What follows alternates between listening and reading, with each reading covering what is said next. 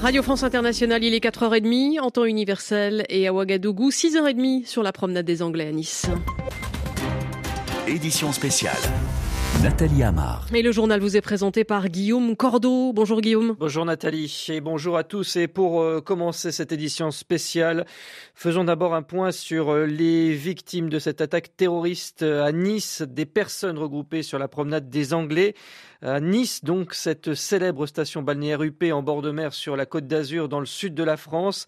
C'était juste après le feu d'artifice. La foule venait d'apprécier le spectacle quand un camion a foncé sur elle. Un véhicule blanc, il a roulé sur 2 kilomètres en dévastant tout, provoquant un mouvement de panique et écrasant les gens sur son passage. Bilan, au moins 80 morts et 18 personnes en état d'urgence absolue. Le conducteur a été abattu par la suite par les forces de l'ordre.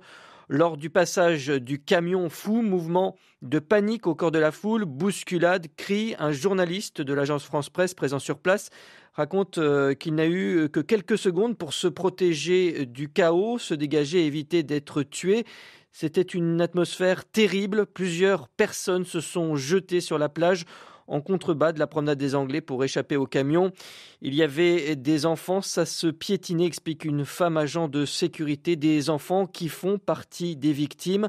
Écoutez Johanna, une serveuse dans un café sur la promenade des Anglais. Le camion s'est immobilisé juste devant son établissement. Ce que j'ai vu depuis ma terrasse, c'est donc un mouvement de foule d'environ 300-400 personnes, à ce que j'ai pu évaluer, qui hurlaient et qui arrivaient vers nous. Et apparemment, on a une cliente du restaurant aussi qui aurait vu une explosion un petit peu plus loin, enfin, comme un jet explosif d'un petit peu plus loin sur la promenade. En fait, le camion a été immobilisé devant votre restaurant. C'est là qu'il a fini sa course, en fait. En fait, le camion a pris la promenade des Anglais qui était fermée, puisque le 14 juillet, il ferme aux véhicules la promenade des Anglais pour qu'elle soit uniquement piétonne. Il l'a pris par le trottoir et il a commencé à défoncer les terrasses. Et une fois que le mouvement de foule s'est mis en marche, ils ont tiré des fenêtres, ils ont tiré dans la foule. Le camion blanc est désormais à l'arrêt. Vous avez donc entendu ce témoignage de cette serveuse, Johanna, serveuse dans un café sur la promenade des Anglais. Le véhicule est devant le palais de la Méditerranée, un luxueux complexe hôtelier. Ses pneus sont crevés et la porte passager criblée de balles. Témoignage de la violence de l'action. Dans la nuit, la police technique et scientifique a commencé à mener ses premières investigations dans un secteur totalement bouclé. Un plan d'urgence a été déclenché au niveau de l'hôpital de Nice pour accueillir les blessés. Le président François Hollande s'est exprimé il y a quelques heures. Il est rentré précipitamment du Festival d'Avignon à Paris, où il s'est rendu à la cellule de crise au ministère de l'Intérieur. Après un conseil de défense à 9h à l'Élysée, il se rendra à Nice dans la matinée accompagné du Premier ministre Manuel Valls. Manuel Valls qui a fait part de son immense douleur. François Hollande, lui, très ferme, s'est exprimé après l'attaque également. Face à la menace terroriste, il annonce, le visage très grave, de nouvelles mesures. J'ai décidé, d'abord, que nous allons maintenir à un haut niveau l'opération Sentinelle, celle qui permet de mobiliser 10 000 militaires en plus des gendarmes et des policiers. J'ai également décidé de faire appel à la réserve opérationnelle, c'est-à-dire à tous ceux qui ont un moment été sous les drapeaux ou ont été dans les effectifs de la gendarmerie pour venir soulager les effectifs de policiers et de gendarmes. Nous pourrons les déployer sur tous les lieux où nous avons besoin d'eux, et en particulier pour le contrôle des frontières. Enfin, j'ai décidé que l'état d'urgence qui devait prendre fin le 26 juillet serait prolongé de 3 mois. Un projet de loi sera soumis au Parlement d'ici la semaine prochaine. François Hollande qui fait donc appel, vous l'avez entendu, à la réserve opérationnelle, les citoyens réservistes de l'armée, d'anciens militaires et gendarmes pour soutenir les forces de l'ordre et les aider à gérer la situation. L'état d'urgence, vous l'avez entendu, est prolongé de 3 mois après le 26 juillet. Le président François Hollande qui a également prévenu que la France allait renforcer ses actions en Irak et en Syrie, même si l'action n'a pas été revendiquée à Nice. Le niveau d'alerte a été relevé au niveau attentat pour Vigipirate dans le département des Alpes-Maritimes.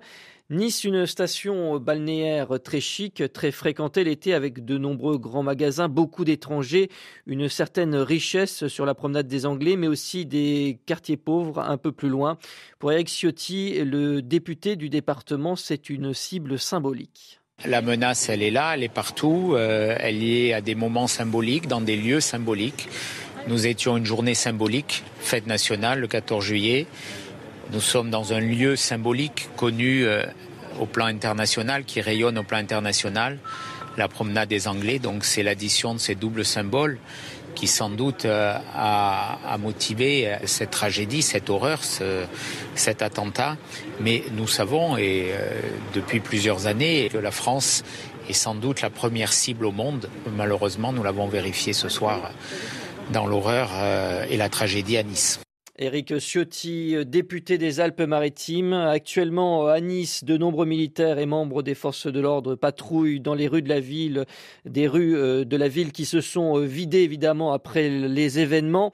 La solidarité s'est réveillée très tôt chez les riverains, près des lieux du drame. Des bouteilles d'eau, par exemple, ont été distribuées. Les blessés, les personnes choquées, réconfortées. Ce qu'on a pu voir, vous vous rappelez sans doute, après les attentats de Paris. Alors, que sait-on pour l'instant sur cet homme au volant de ce camion fou? Eh bien, selon des papiers d'identité retrouvés dans un véhicule, il s'agirait d'un franco-tunisien de 31 ans. Mais est-ce bien les papiers du conducteur? L'enquête doit encore se poursuivre.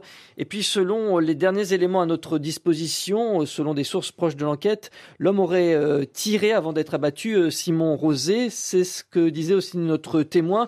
Et on aurait retrouvé également des armes factices dans son camion. Oui, des armes longues factices ainsi qu'une grenade inopérante. Un pistolet, vous l'avez dit, qui lui semble avoir servi, a également été retrouvé. Et les enquêteurs qui ont également mis la main sur des papiers d'identité retrouvés dans la cabine du camion. Il s'agit de ceux d'un franco-tunisien, 31 ans, habitant à Nice. Mais à l'heure actuelle, il n'est pas encore certain que ces papiers soient bien ceux du conducteur, dont l'identification formelle est toujours en cours par les enquêteurs de l'antiterrorisme, car c'est en effet le parquet antiterroriste qui a été saisi de l'affaire, avec une enquête menée par la direction centrale de la police judiciaire. 70 membres de la police technique et scientifique sont sur place sur cette promenade des Anglais qui est encore complètement bouclée par les forces de l'ordre. Les policiers qui s'attachent donc désormais à identifier formellement le conducteur du camion et à déterminer s'il bénéficiait ou pas d'éventuels complices. La police scientifique qui doit également s'atteler à une tâche très dure, très compliquée, c'est celle de l'identification des 80 victimes dont les corps sont toujours allongés en ce moment même sur la rue, recouverts de drap blanc. Donc je vous rappelle, merci Simon Rosé, que cet attentat à Nice avec un camion fou qui a foncé sur la foule, eh bien cet attentat a fait au moins 80 morts et 18 personnes en état d'urgence absolue. Il y a une alerte attentat présente sur les Alpes-Maritimes avec Vigipirate qui a été relevée. Alors après l'attaque, les messages de soutien affluent bien évidemment du monde entier ce matin. Parmi les derniers, le Conseil de sécurité de l'ONU qui condamne une attaque barbare et lâche. Et le Conseil français du culte musulman qui évoque un attentat d'une gravité extrême. Catherine Zemouri, les réseaux sociaux relaient ce matin les réactions politiques du monde entier. Les réactions politiques françaises ou étrangères abondent sur les réseaux sociaux. L'une des toutes premières réactions vient d'Anne Hidalgo, la maire PS de Paris, qui sur Twitter apporte son soutien le plus fraternel au peuple niçois. Toujours sur Twitter, Ségolène Royal, ministre de l'Environnement, se dit attristée et révoltée avec les victimes de Nice. L'ex-chef de l'État, Nicolas Sarkozy, a quant à lui exprimé une émotion profonde et une tristesse infinie face à l'attaque. Du côté du FN, Marion Maréchal Le Pen a posté un message utilisant les termes d'horreur et de consternation face à la barbarie. À l'étranger, Barack Obama, qui utilise en temps normal abondamment les réseaux sociaux, a décidé cette fois de s'exprimer par voie de communiqué. Et c'est Donald Trump, candidat républicain à la présidentielle américaine, qui a réagi sur les réseaux sociaux cette fois pour annoncer le report de la conférence de presse prévue aujourd'hui par laquelle il devait révéler le nom de son vice-président. Report en raison, écrit-il sur Twitter, de l'attaque horrible de Nice. Le premier ministre canadien Justin Trudeau a quant à lui exprimé sa solidarité avec les Français sur les réseaux sociaux. Ce dernier se dit bouleversé par l'attentat de Nice sur son compte Twitter. Catherine Zemouri sur Radio France Internationale. Et puis, dernière information à propos de cette attaque à Nice. Eh bien, les drapeaux seront mis en berne dans cette ville aujourd'hui, ainsi qu'évidemment à Paris. Merci d'écouter Radio France Internationale. 6h40 dans la capitale française.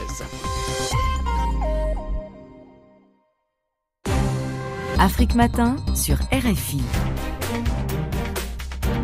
Guillaume Cordeau. Au programme de ces prochaines minutes, nous nous rendrons en République démocratique du Congo. Dans le pays, des gens se privent de manger par souci d'économie. C'est ce qu'on appelle le délestage alimentaire. Reportage dans quelques instants. Et puis, vous retrouverez bien évidemment la revue de presse avec Norbert Navarro. Direction tout d'abord la République démocratique du Congo, donc pour la suite de notre série de reportages sur la course aux dépenses au quotidien. C'est un défi pour une partie de la population, se nourrir. Il y a ceux qui sautent des repas, ceux qui mangent à tour de rôle, car beaucoup parmi la population ne gagnent pas assez d'argent pour se nourrir correctement.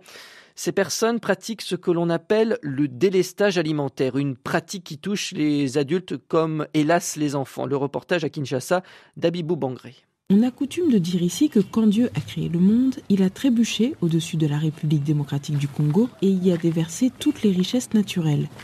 Malgré tout, la grande majorité des 65 millions de Congolais vivent dans la misère et manger est pour beaucoup synonyme de course d'obstacles. Confidence d'Antoine, cadre de la Banque centrale à la retraite. C'est chaque jour qu'on se serre la ceinture. Il y a des familles ici, à 5 h du matin. Papa sort, maman sort et les enfants à partir de 5 ans, ou disons 6 ans, ils sortent. Chacun va chercher l'argent. Damas, chauffeur, ne mange pas tous les jours autant qu'il le voudrait. Mais nombre de ses voisins sont dans une situation bien pire. Les parents sont là, mais ils n'arrivent pas à faire nourrir la famille. Je connais des enfants de 10-11 ans qui font 2-3 jours sans manger. Manger aujourd'hui et pas demain, rester le ventre vide plusieurs jours de suite, ce rythme, des Congolais l'appellent le délestage alimentaire, une référence au délestage de l'électricité qui consiste à desservir des quartiers à tour de rôle. Le délestage alimentaire, pas facile d'en parler. Certains ont honte, d'autres disent avoir peur. Gabriel, étudiant en relations internationales, a décidé de vider son sac. Il s'occupe de ses 3 frères et a mis en place un système d'alternance pour que chacun puisse grignoter une fois par jour. Il y a une femme qui a un restaurant de fortune. Aujourd'hui, ça peut être moi qui pars là-bas avec mon frère. On ne paye pas tout de suite pour les 2 autres. Le soir, peut-être, ils peuvent prendre du pain avec de l'eau sucrée. Et inversement, le lendemain. La dette s'élève à 3 000 francs, $3, une somme qui peut sembler dérisoire, mais Gabriel est étranglé. Dans ma poche là, je n'ai rien. Le désespoir est parfois tel que certains se rendent chez leurs voisins, tout autant dans le besoin, en espérant qu'ils auront de quoi les rassasier. Avec la dévaluation du franc congolais face au dollar, le panier de la ménagère s'est considérablement allégé. Dans sa cuisine, Jenny s'inquiète. Vous avez 10 000 francs, vous pouvez acheter quelque chose de 10 000, maintenant vous achetez pour 6 500, c'est trop, ça pèse. Alors que la nuit tombe, Gabriel s'apprête à passer la nuit l'estomac vide. Malgré le désespoir qui lui arrache souvent des larmes ou le rend fou de colère, il garde la foi. On garde l'espoir, on n'arrête pas de prier. Bon, il y a des moments où je me demande réellement s'il entend les prières. Abibou Bangré, Kinshasa, RFI. Très bonne journée à l'écoute de Radio France Internationale et tout de suite l'invité de la rédaction et nous parlons de la situation en Ouganda. S'agit-il d'une purge au sein de ceux qui contesteraient le chef de l'État? En tout cas, des arrestations ont eu lieu dans les rangs de l'armée et l'opposant historique Kizza Besigye vient d'être libéré sous caution après 2 mois de préventive après avoir été inculpé pour trahison. Sur le plan politique, le chef de l'État Yoweri Museveni prépare-t-il donc sa succession? Que va-t-il se passer ces prochains mois alors que la situation semble de plus en plus bloquée? Florence Brisset est maître de conférence à l'université Paris 1 Panthéon-Sorbonne et spécialiste de l'Ouganda. Elle répond aux questions de Jean-Jacques Loarn. Florence Brisset, bonjour. Bonjour. Alors le célèbre opposant à Museveni, Kizza Besigye, en détention depuis le 11 mai, a été libéré il y a quelques jours sous caution. Est-ce un signe de décrispation du pouvoir? Décrispation, je ne sais pas, parce qu'il y a une des inconnues en Ouganda depuis quelques années qui reste quand même la question de l'indépendance du pouvoir judiciaire. Donc ce qui pose une question suite à cette libération sous caution, ça va être dans quelle mesure Besigye va être libre de ses mouvements jusqu'à la date de son procès procès qui n'a pas encore été fixé. Florence Brisset, en quoi Besigye est dangereux pour Museveni? Il est certes aimé par une partie de la population, mais ne réunit pas vraiment les foules et semble se prévaloir de son statut de leader de l'opposition, justement par ses allers-retours en prison.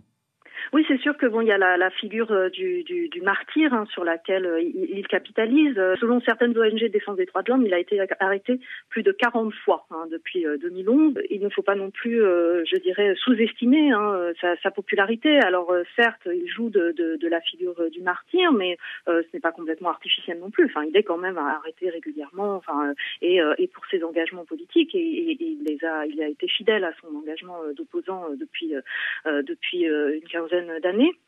Mais aussi, il faut voir qu'à Kampala, 65% des votants ont voté pour l'opposition. Donc, certes, Museveni a gagné l'élection, alors dans des circonstances extrêmement troubles, qui ont été largement critiquées par les observateurs internationaux. Mais à Kampala, Besigye bénéficie d'une popularité qui est avérée, qui est certaine. Mais justement, donc Museveni vient d'être élu pour 5 ans. Que peut faire l'opposition? Pas grand-chose. Ce que peuvent faire les parlementaires de l'opposition et puis ceux qu'on appelle les parlementaires rebelles au sein du NRM, s'ils n'ont pas les chiffres pour bloquer les initiatives législatives, c'est au moins faire du bruit. Lors de la présidentielle, on dit qu'une bonne partie de l'armée aurait voté pour Besigye. Vous confirmez? C'est difficile à dire. Ce qu'on a vu récemment aussi, c'est qu'il y a eu des arrestations au sein de l'armée. Donc, évidemment, tout le monde se pose la question. Des arrestations de militaires, des attaques d'armurerie, n'est-ce pas l'armée, donc un coup d'État que craint Museveni? Ce qui est évident, c'est qu'il y a eu des dissidences de la part d'anciens militaires de très haut rang qui ont pu refléter en effet une franche hostilité de la part de certains membres de l'état-major, notamment au projet de succession dont on parle beaucoup de la part de Museveni, qui serait de placer son fils dans la droite ligne de la succession après son départ. Qui dirige lui les forces spéciales. Il dirige les forces spéciales, qui a été récemment promu, dont tout le monde se doute qu'il est de plus en plus placé dans une position de dauphin. Et c'est sûr que ce qu'il ressort de certaines défections de la part de militaires haut placés il y a quelques années, c'est qu'il y a une hostilité franche de la part de certains à ce plan de succession.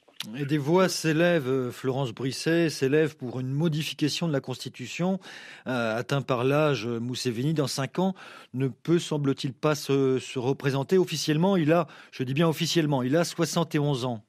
Oui, en fait, comme il y a une limite d'âge à 75 ans, ça voudrait dire qu'en 2021, donc il aurait dépassé cette limite d'âge. Donc, en effet, il y a des gens qui appellent à une modification de la Constitution. Enfin, la modification de la Constitution, c'est quelque chose qui est déjà intervenu par le passé pour permettre à Museveni de se représenter. Donc, c'est pas du tout inenvisageable que là encore, ça se produise. On a vraiment l'impression d'une société politiquement bloquée et qu'à ce jour, c'est un petit peu Museveni, après moi, le chaos. C'est à la fois donc un processus donc de verrouillage du pouvoir par le haut, avec toute une politique de placement d'alliés, de membres de la famille aux manettes de l'État, et puis en même temps tout ce processus beaucoup plus long et souterrain de quadrillage de la société à travers tout un ensemble de mesures à la fois légales. Enfin, il y a eu une loi qui est passée l'année dernière encadrant encore plus l'activité des ONG sur le terrain. Il y a quand même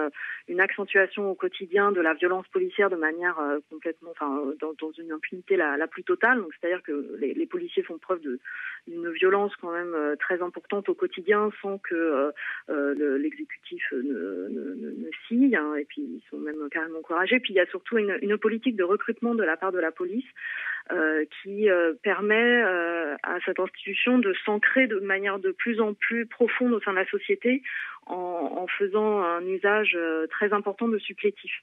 Florence Brisset, merci. Entretien signé Jean-Jacques Loarne. Guillaume Cordeau. À la une de l'actualité de ce vendredi 15 juillet, l'état d'urgence prolongé en France. Les réservistes de l'armée sont également rappelés et le plan alerte attentat est décrété dans le département des Alpes-Maritimes. La France à nouveau sous le choc après une attaque meurtrière. Au moins 80 morts cette nuit à Nice. Un camion a foncé sur la foule. rassemblés pour le feu d'artifice du 14 juillet, la fête nationale. Une attaque dont le caractère terroriste ne peut être nié, selon François Hollande, le président de la République, qui a clairement évoqué la piste islamiste. Il a aussi annoncé que la France allait renforcer son action en Irak et en Syrie, même si l'attaque n'est pas encore revendiquée. Nice, dans le sud du pays, qui a vécu de véritables scènes de chaos. Un camion a roulé près de 2 km sur la célèbre promenade des Anglais en fauchant au passage des dizaines de personnes. Mouvement de panique au cœur de la foule, des bousculades, des cris. Un journaliste de l'AFP présent sur place raconte qu'il n'a eu que quelques secondes pour se protéger et se dégager. Plusieurs personnes se sont jetées sur la plage en contrebas de la promenade des Anglais pour échapper au camion. Le chauffeur a été abattu par la police. Il aurait tiré plusieurs fois avec un pistolet avant d'être abattu, c'est ce qu'on apprend ce matin. Et puis des armes factices longues auraient été retrouvées dans son camion, ainsi qu'une grenade inopérante.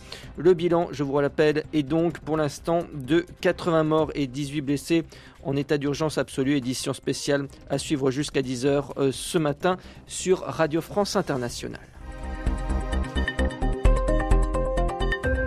Et nous retrouvons Norbert Navarro pour la revue de presse africaine. Bonjour Norbert. Bonjour Guillaume, bonjour à tous. Et la presse en Afrique évidemment s'alarme elle aussi de l'attentat terroriste à Nice. Oui, plusieurs journaux s'en effarent déjà, comme par exemple le quotidien sénégalais Enquête qui évoque en une le 14 juillet sanglant à Nice. Enquête propose à ses lecteurs un long article de notre site internet ainsi qu'un témoignage puisé dans celui du journal Le Monde, dans lequel un journaliste niçois, témoin de l'attentat, raconte l'énorme camion blanc filant à une allure folle sur les gens, donnant des coups de volant pour faucher un maximum de personnes, et dans lequel il déclare « J'ai vu des corps voler comme des quilles de bowling sur son passage ».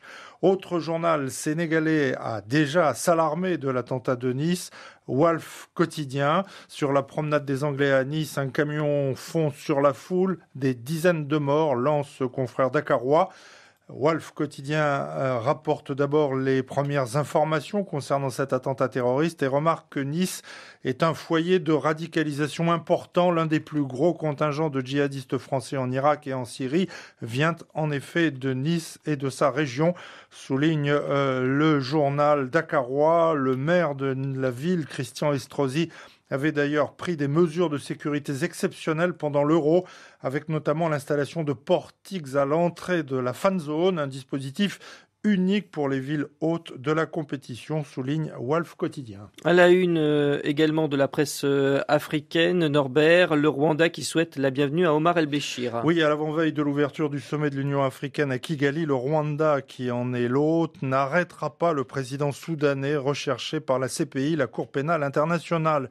C'est Louise Mushikiwabo qui l'a dit, et bien entendu, la ministre des Affaires étrangères et porte-parole du gouvernement rwandais parlait au nom de son président Paul Kagame, lequel ridiculise Fatou Bensouda et la CPI, souligne Bénin Monde Info, étant rappelé que Fatou Bensouda n'est autre que la théoriquement toute-puissante procureure de la CPI. En effet, Norbert, hier à Kigali, Louise Mushikiwabo n'a pas eu de mots assez durs contre la CPI. Oui, et en Côte d'Ivoire, le journal L'Intelligent d'Abidjan rapporte ses propos. Il est important de changer le nom de cette cour du fait qu'elle est hautement politisée et ne s'en prend qu'aux Africains, a dit la ministre rwandaise des Affaires étrangères. L'Afrique peut juger les Africains à l'instar de Hissène Habré, relève L'Intelligent d'Abidjan. Dans un entretien accordé à Jeune Afrique, Louise Mushikiwabo bûcheronne les préjugés de la CPI envers l'Afrique et prône la mise en place d'un système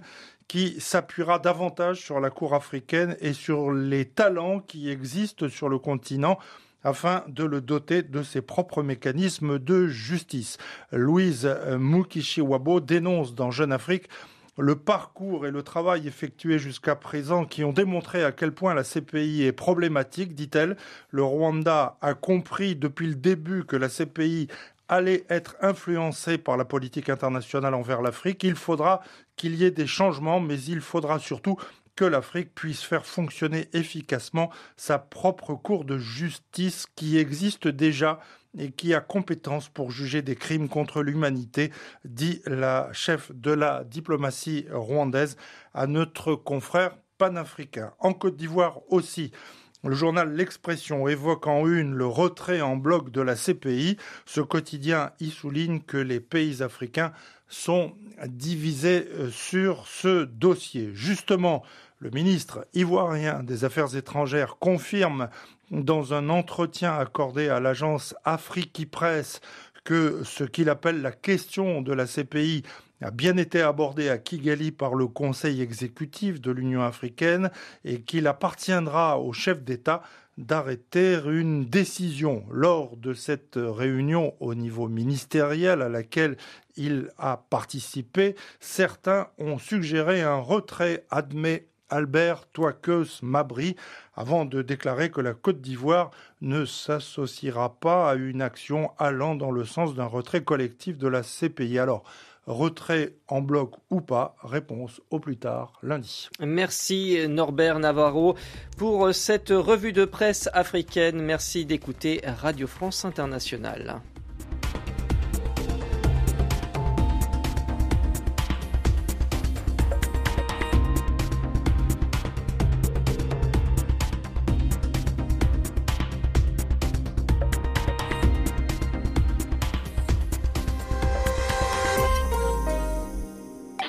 RFI, la sélection du mois. Féfé et Ayo. Comme une mélodie, Naija, je te chanterai à vie, Naija. When I say hola shumbo, everybody knows I was born abroad. Mini Ayo, from head down to toe. Mathieu Bogart et Blick Bassi. RFI. Appelez-nous, exprimez-vous.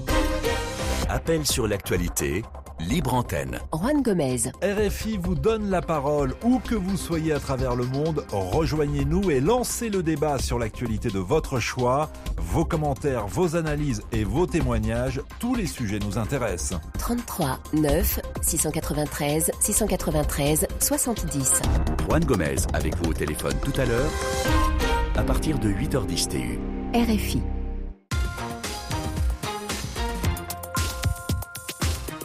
En Turquie, le secteur du tourisme connaît sa pire crise depuis 25 ans. L'attaque kamikaze contre l'aéroport d'Atatürk ce mois-ci a apporté un coup dur à cette industrie déjà frappée par la crise avec la Russie et la vague d'attentats qui touche le pays depuis un an, à tel point que les professionnels ne s'attendent plus à une reprise avant plusieurs années. À Istanbul, le reportage d'Alexandre Billette. Théoriquement, la haute saison touristique bat son plein à Istanbul, mais ici, devant la basilique Sainte-Sophie, on compte bien plus de flâneurs turcs qui profitent du congé d'après Ramadan que de touristes étrangers. Les terrasses des restaurants sont vides, les hôtels 5 étoiles proposent des rabais de 50% sur leurs chambres.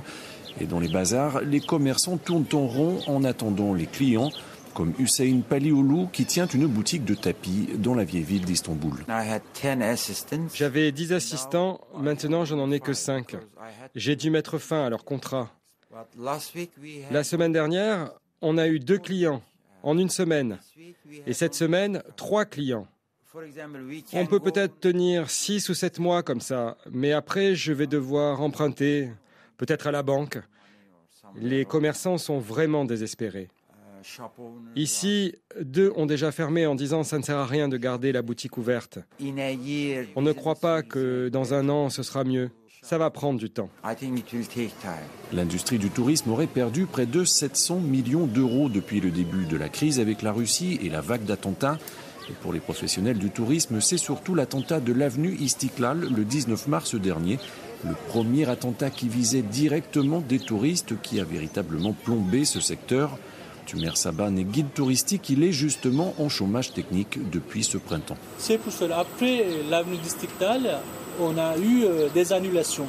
90% des réservations, etc., ont été annulées.